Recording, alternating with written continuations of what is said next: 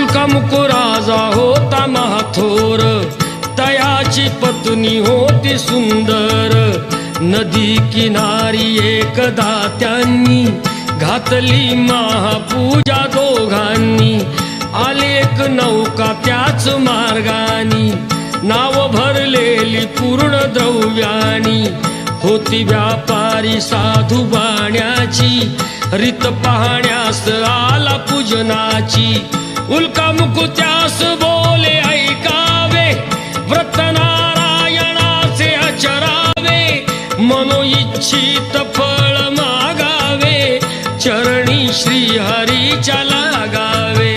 घराशी आला वाणी परतून, तयाची पत्नी होती शीलवान. तयास नव्हते काही संतान, केला